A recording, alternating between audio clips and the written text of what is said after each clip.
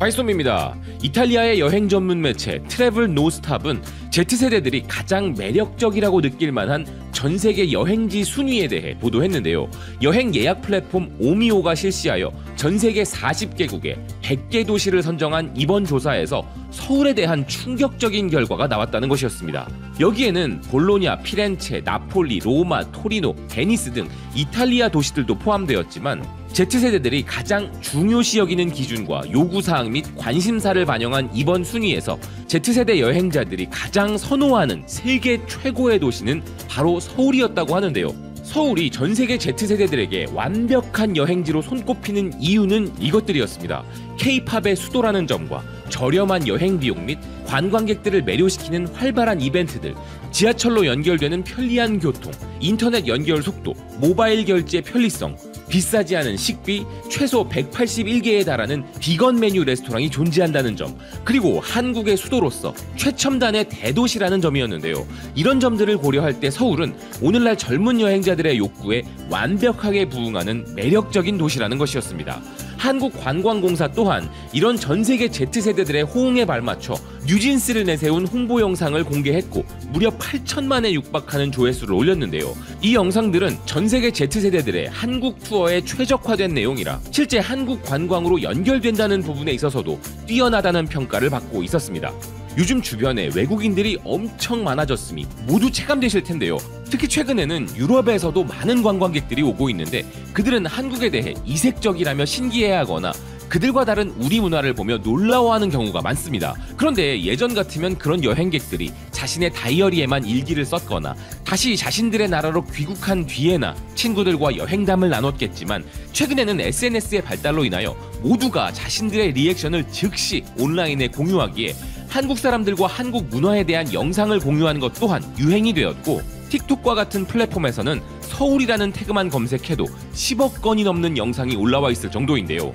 그 중에서도 유명 블로거나 틱토커들이 올리는 한국에서 느낀 것이라는 주제는 기사화가 될 정도로 화제가 되고 있습니다. 그 중에서 재미있는 기사들을 몇 가지 소개해드리려고 하는데요. 스페인 매체 엘 콤피덴시알은 한 스페인 여성이 한국에서 커피를 마시며 느낀 점에 대해 전하고 있었습니다. 기사가 주목한 것은 스페인의 유명 콘텐츠 제작자인 에메데 아모레스가 올린 한국인들의 커피를 마시는 방법에 대한 동영상이었는데요. 그녀는 한국의 편의점에 가면 잔에 얼음이 채워져 있어서 거기에 원하는 음료수를 따라 마시는 방법이 있다면서 이건 정말 좋은 아이디어라고 소개하고 있었습니다. 그녀는 이것이 한국에서는 일반적으로 커피를 즐기는 방법 중에 하나라면서 얼음잔에 마시는 것도 놀랍지만 그 종류의 다양성에도 놀랐다고 이야기했는데요. 특히나 식혜에 대해 라이스 푸딩처럼 보이는 음료도 있다는 그녀는 한국에서는 우유가 섞인 커피는 스페인에서처럼 흔하지 않다는 점도 주목했습니다. 그러면서 그녀는 한국은 아이스 아메리카노의 민족임을 강조하기도 했는데요. 이 영상은 90만 회가 넘는 조회수를 올리면서 스페인에서 이슈가 되고 있었습니다. 사실 스페인은 물론 유럽에서는 에스프레소를 우유와 함께 즐기는 것이 일반적이죠. 커피에 대한 맥락 자체가 우리와는 다른 것인데요. 이탈리아 사람들이 아이스 아메리카노 이야기에 좀 예민해서 그렇지 한국이 아아의 민족임은 유럽에서도 널리 알려지고 있습니다. 반대로 스페인 사람들의 일반적인 문화에도 우리가 느끼기에 좀 신기한 부분들은 존재하죠. 저녁 식사를 9시나 10시 같은 매우 늦은 시간에 한다거나 오후 2시에서 5시 사이에 시에스타라 불리는 낮잠 자는 문화가 있다는 것도 신기한 부분인데요. 스페인의 매체 라 누에바 크로니카 역시도 또 다른 여성의 한국 여행 리액션을 전하고 있었습니다. 기사는 한국에 대한 깊은 관심으로 살라만카 대학에서 동아시아학 학위를 취득하고 한국을 방문한 바 있는 아로아 베가라는 여성이 느낀 또 다른 한국의 모습에 대해 이야기했는데요. 그녀는 한국에서 느낀 스페인과의 차이점으로 버스나 지하철과 같은 대중교통에서 한국인들은 완전히 침묵을 유지하고 있다는 점을 이야기했습니다. 한 번은 누군가 자신에게 조용하라고 말했던 적도 있었다는 그녀는 한국에는 식사 후에 낮잠 시간도 없고 한국인들은 식후에 디저트나 맥주 대신 커피숍에 가는 것을 좋아하는데 자신은 이런 부분을 미리 알고 있었기에 충격을 받지는 않았다고 이야기했는데요. 하지만 자신이 한국인들이 가장 좋다고 느낀 점은 바로 어른들을 공경한다는 것이라면서 언어에도 높임말이 존재한다는 점을 꼽았습니다. 그런데 마침 우리나라의 어르신들에 대해 이야기한 또 다른 사례도 있었는데요. 멕시코 매체 리코드가 전하는 멕시코 틱토커에 대한 기사가 그것이었습니다. 기사는 아살타렐리라는 틱토커가 몇 달간 한국 생활을 한 뒤 느낀 점을 전했는데요. 그녀는 자신이 한강 근처에 살았고 아침에 주로 조깅을 하거나 체육관에 갔는데 그곳에서 운동을 하는 노인들을 많이 볼 수 있었다면서 한국의 노년층들은 자신보다 더 많은 에너지를 갖고 있다는 점에 놀랐다는 것이었습니다. 이탈리아와 멕시코에서는 절대 볼 수 없었던 운동을 하는 노년층의 모습이 충격이었다는 것인데요. 우리나라 어르신들의 왕성한 체력에 깜짝 놀랐다는 것이죠. 이건 사실 운동과 친하지 않은 제 입장에서도 늘 경이로운 부분입니다. 스페인의 엘 콘피덴시알은 한국에 거주하는 또 다른 스페인 여성 아이다의 이야기도 소개했는데요. 그녀는 한국에 거주하는 것은 풍요롭고 매우 보람있는 경험이었다고 이야기했습니다.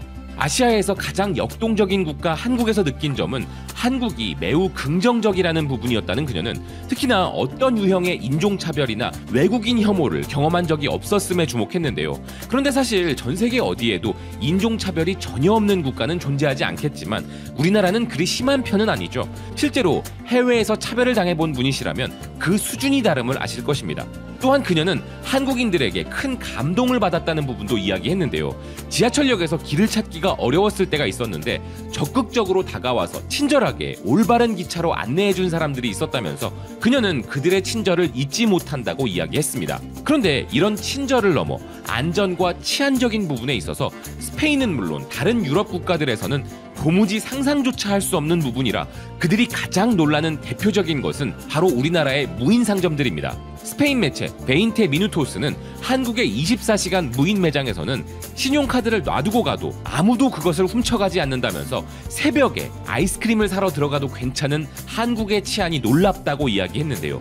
기사는 한국과 스페인 두 나라 사이에는 많은 문화적 차이점이 있음에도 불구하고 한국의 기술과 음악, 드라마는 스페인에서 큰 성공을 거두고 있다면서 여기에 더해 한국은 무인 가게라는 것을 통해 치안적인 부분에서도 놀라움을 준다는 것이었습니다.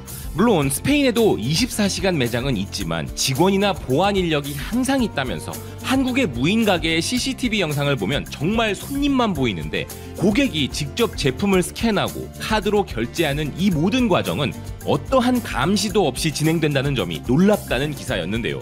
이 영상을 본 스페인 사람들은 이런 반응을 보였습니다. 정말 놀랍다. 스페인이라면 반나절도 못 버틸 거야. 스페인에서는 가게를 다 털고 금고와 카드까지 가져갈 것이고 가게가 부서지지 않는 것도 그나마 운이 좋아야 가능할 거야. 한국에 가면 여행 경비가 공짜로 나오겠네. 그리고 카페에 노트북으로 자리를 맡아둬도 아무도 안 가져가는 국가가 바로 한국이라는 주제는 스페인에서도 유명해졌는데요. 또 다른 스페인 매체 트렌덴시아스는 한국 카페에서 일어나는 일을 보면 놀랄 것이라면서 스페인도 이러면 좋겠다며 한국 카페에서 벌어지는 일을 소개하고 있었습니다. 기사는 그들이 한국을 사랑하고 가장 부러워하는 모든 것 중에서 아마도 이것이 가장 큰 것일 수 있겠다 이야기했는데요. 그들은 한국이 매우 안전하다는 말을 자주 들었고 그것을 경험해본 사람들도 많지만 한국의 커피숍에서 일어나는 일은 완전히 다른 수준이라는 것이었습니다. 그러면서 부디 스페인의 스타벅스에서도 이런 일을 경험할 수 있으면 좋겠다는 것이었는데요. 한국인들은 다른 사람들에게 매우 친절하고 공감하는 문화를 가지고 있으므로 누군가 물건을 훔쳐가지 않을까 걱정할 필요 없이 테이블에 물건을 그냥 둘 수 있다는 기사는 심지어 그 상태로 30분 동안 카페를 나갔다 들어와도 모든 것이 그대로 유지되는 것을 볼 수 있다며 이와 관련된 틱톡 영상을 소개했습니다. 영상을 보면 최신 아이폰과 애플 노트북을 그대로 두고 갔지만 아무도 건드리지 않았다는 기사는 스페인에서 일했다면 30분이 아니라 30초도 못 가서 사라졌을 것이라 이야기했는데요. 기사는 이런 점이 한국의 가장 좋은 부분이라면서 한국은 평안한 기분을 느끼게 해준다고 평가했습니다.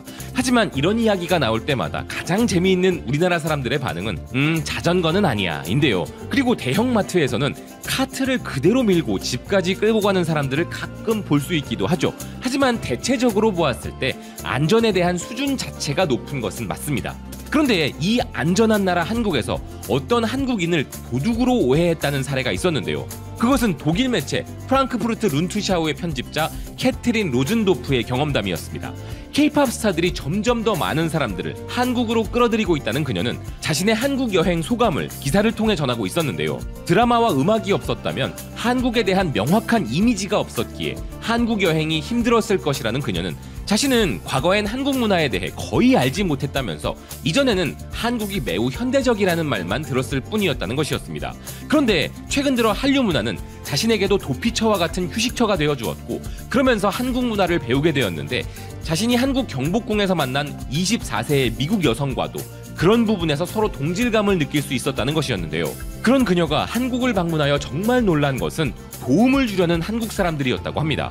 그런데 큰 여행 가방과 손가방을 들고 인파로 붐비는 서울역 사이를 걸어가던 중에 한 가지 당황스러운 일을 겪었다는 것이었는데요. 자신은 가장 중요한 단어가 빨리빨리인 한국인들에 비해 너무 느린 것 같다고 느끼면서 짐을 들고 천천히 계단을 내려가 승강장으로 가고 있었는데, 키도 작고 몸집도 작은 어떤 여자가 갑자기 말도 없이 다가와서는 자신의 크고 무거운 여행 가방을 빼앗아서 계단 아래로 달려내려갔다는 것이었습니다.